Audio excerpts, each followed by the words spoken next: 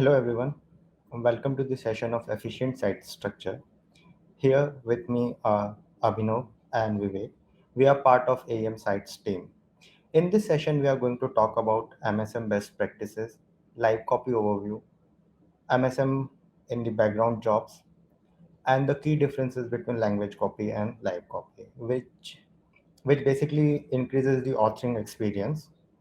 So since AM is moving toward cloud services, these best practices help author creating websites early in a better performant way and in a in a better performant way of synchronizing the content across multiple sites. So the main agenda of this session is to talk about MSM rollout configs and their priority order, MSM rollout as a background job, and the key differences between language copy and live copy.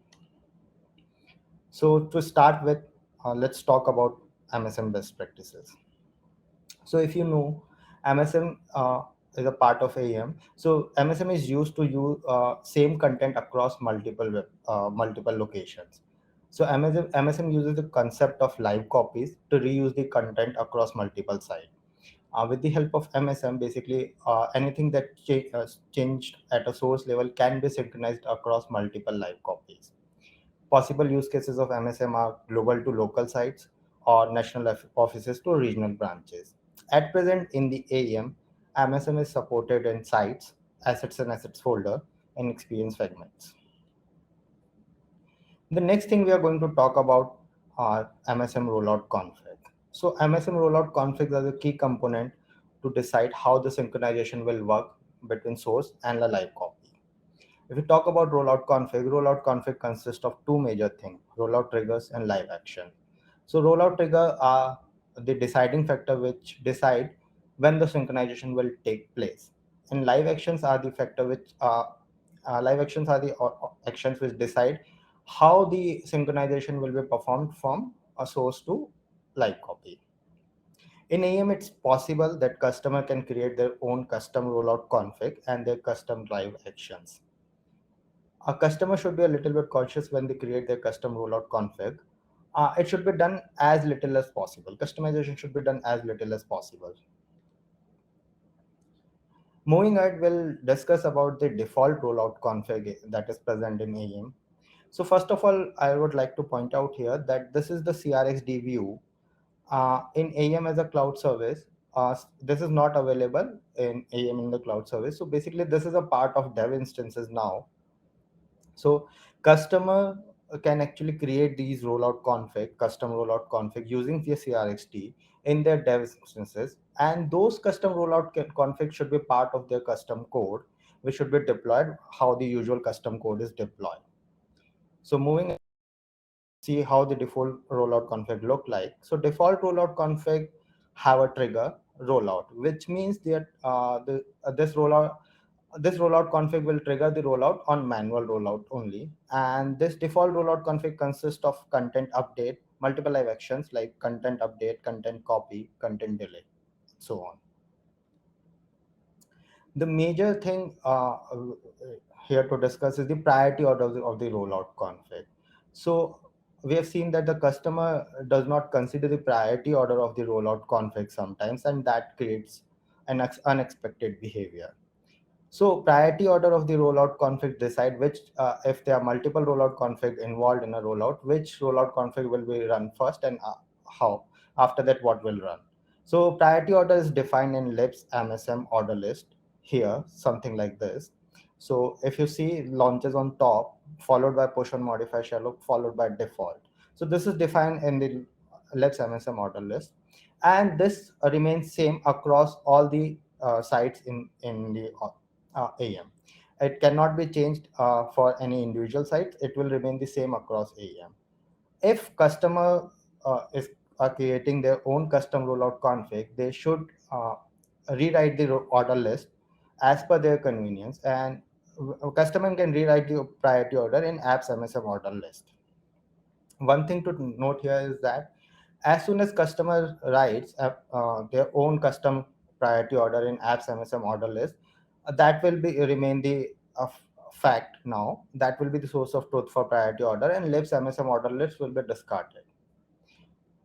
Always remember that the priority order of the rollout configs changes the outcome of the rollout. We'll see that with an example here. So here I have created a custom rollout config page move in apps MSM with page move action. So page move action is provided out of the box, and most of the customer create custom rollout config out of this action. So I have created one here, page move. Okay, with page move action. And if you see, I have rewrite the order list node in the fashion that the page move is on the top of the default. Okay, so basically the page move has a higher priority than default. This is the XML representation of this order list node.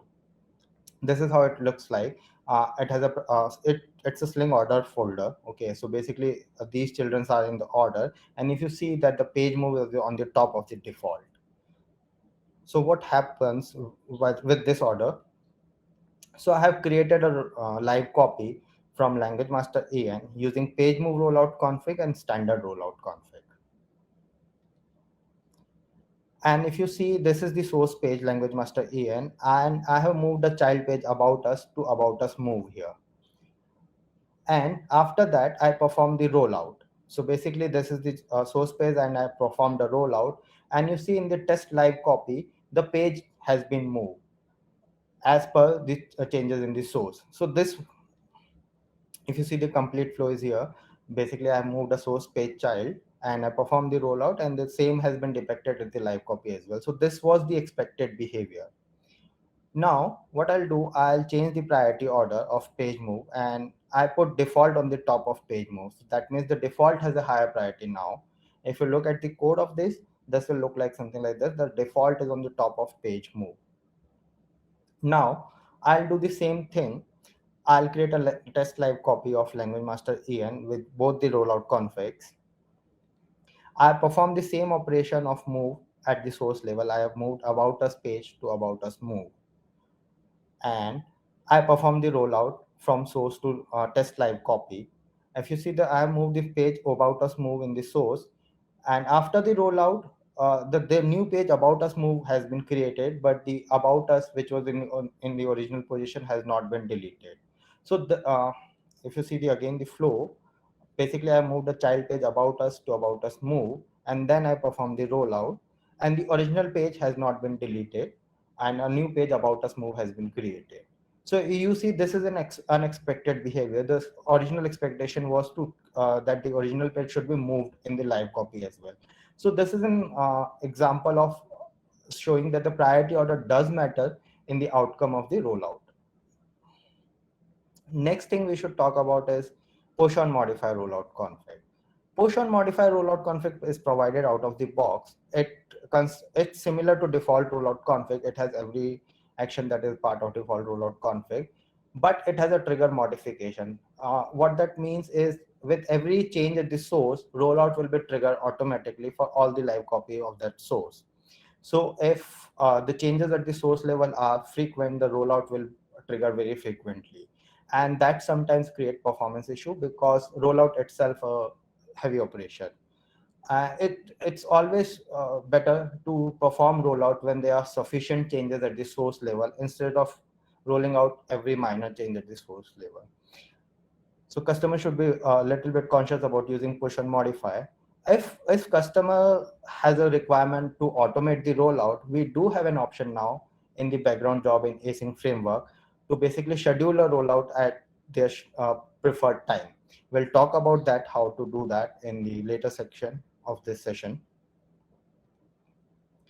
Another thing to note here is nested live copies. So nested live copies are the live copy which are created inside a live copy.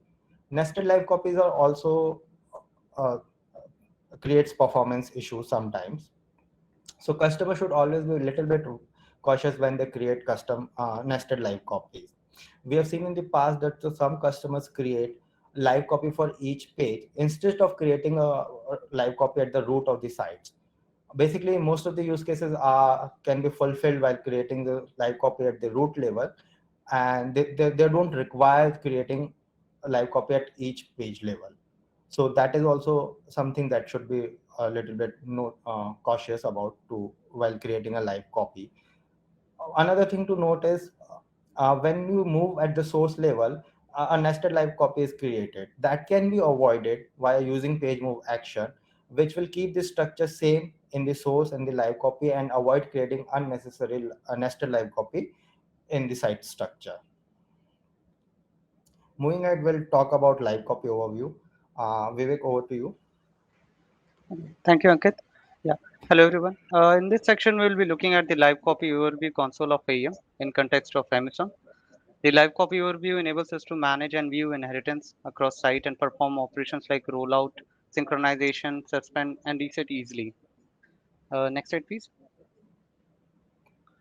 So the features available on Blueprint Console Center of the classic UI is now available on the touch-enabled UI, which is known as the live copy overview. And next slide, please.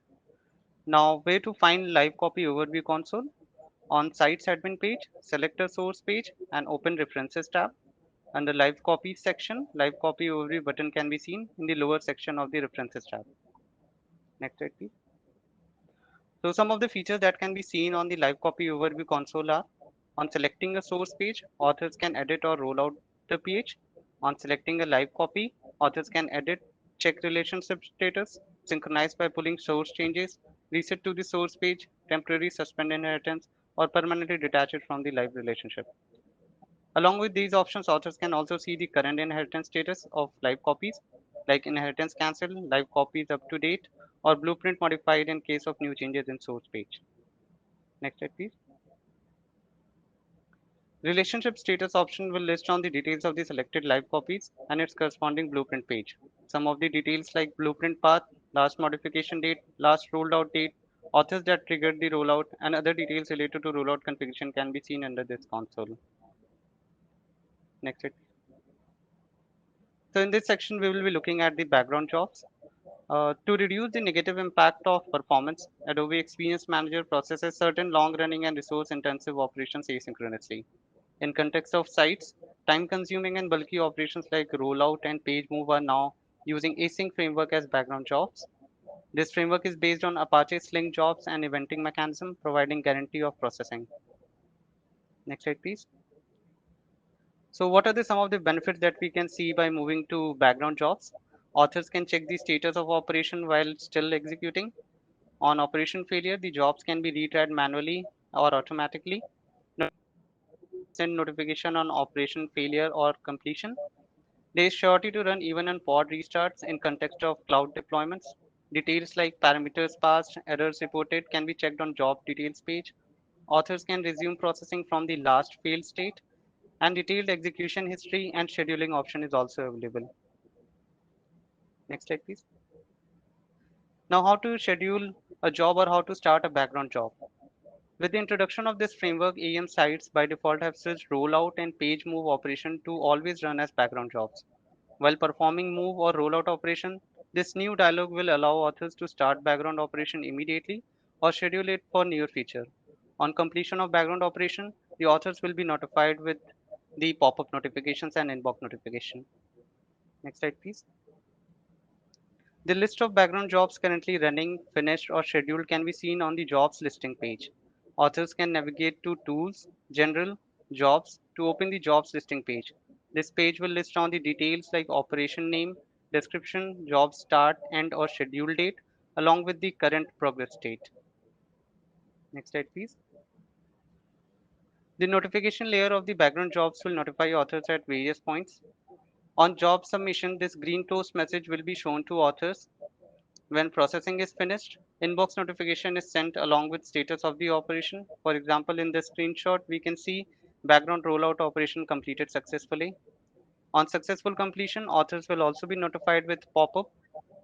Status message of the job can be seen and there will be a link to the job details page. Next slide, please. So there are other places as well where the status of this background jobs can be checked. By selecting a page on Sites Admin Console, the details of background operation can be checked. In this screenshot, we can see the details of a rollout operation that was running on this page. And by selecting that page, we can see the details like the start date and the current status of this job and the author that started this job. Similarly, on sites card view, the pages are tagged with the stickers with some background operation is executed. For example, the blue sticker is notifying about the rollout operation that is recently got completed on the tag page. On site's list view, an operation column is added that will list on the jobs that is scheduled, running, or completed on the corresponding page. Next slide, please. Authors can get the detailed overview of the selected background operation by opening the details page from the jobs listing console. The job details page of rollout operation will list on the details of the source page rolled out, the author that started the operation, date and time of start and finish of the job, and any errors reported during the rollout operation. Next slide, please.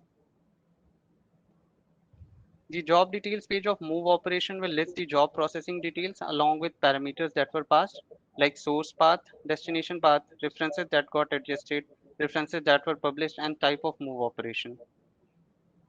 Next slide, please. There are some other features that are available under jobs framework, job background jobs framework. The selected failed jobs can be retried manually, and the details of references that could not be adjusted can also be seen under the page move details page. Next slide, please. So there are certain configurations that can be helpful while using background jobs. By navigating to tools, general, job configuration, we can enable or disable the pop-up notification that is sent on job completion. And the operation specific configuration can also be tuned depending on the use cases. For example, move operation can be configured to send inbox notification, pop-up notification, or email notification on job completion. That's all from my side. Thank you. Handing over to Abhinav to cover language copies. Thanks, Vivek. So next we will discuss the difference between language copy and live copies and which one should be used when. A language copy is a copy of an existing site that is needs to be translated to another language. As you can see in the image, the EN is the source and REST, DESFRIT are its language copies. It is highly recommended to create language copies if you intend to translate the content.